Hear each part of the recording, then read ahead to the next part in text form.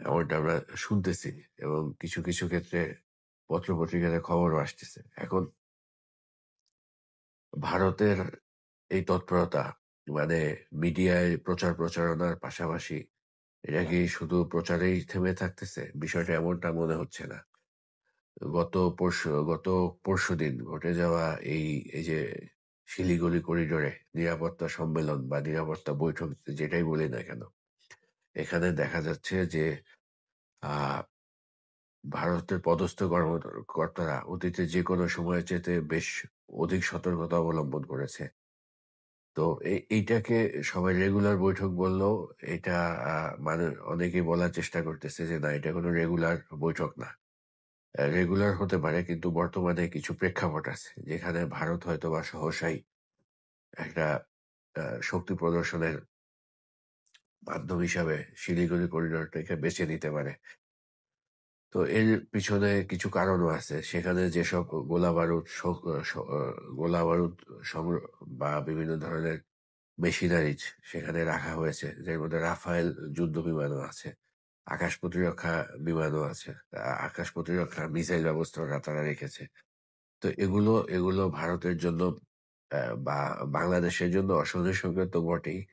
যদি বাংলাদেশ আসলে এইসব ব্যাপারে কোনো দুশ্চিন্তা করে বাংলাদেশী নীতি নির্ধারকরা তাহলে নিঃসন্দেহে এটা একটা অশনি সংকেত।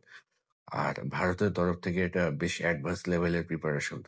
যেকোনো প্রস্তুতির ব্যাপারে যেকোনো এই ধরনের প্রস্তুতি সাধারণত যুদ্ধের প্রস্তুতি। যুদ্ধের পূর্ব মুহূর্তে নিয়ে থাকে কোনো একটা রাষ্ট্র। তো ভারত সেদিক থেকে অনেকটা আগায় গেছে যুদ্ধের ময়দানে ভারতের ডিপ্লয়মেন্ট বেশ আগানো ডিপ্লয়মেন্ট বেশ অ্যাডভান্সমেন্ট দেখা যাচ্ছে তাদের ডিপ্লয়মেন্টে। তো কিন্তু বাংলাদেশ যাই হোক না কেন বাংলাদেশের প্রসঙ্গ না বলাটাই ভালো। তো ভারতের এই তৎপরতা আমাদেরকে ভাবাচ্ছে। আমরা যারা নিরীহ মানুষ আমরা বেশ আতঙ্কিত বোধ করতেছি। তো এই তৎপরতার আসলে এই তৎপরতাটা সামনের দিনে কোন দিকে যেতে পারে? নির্বাচন হলে কি এটা থেমে যাবে? অনেকে বলার চেষ্টা করতেছে যে না নির্বাচন হলে জিনিসটা থামতে পারে। ইউনূস সরকার অনেক বাগাড়ম্বরপূর্ণ বক্তৃতা দিছে। সেভেন সিস্টার্স দিয়ে কিছু উস্কানিমূলক কথাবার্তা সরকারের তরফ থেকে আসছে। বিভিন্ন জন বিভিন্নভাবে বলার চেষ্টা করতেছে। আমরা বাংলাদেশিরা নাকি কিছু উস্কানিমূলক কথাবার্তা বলছে।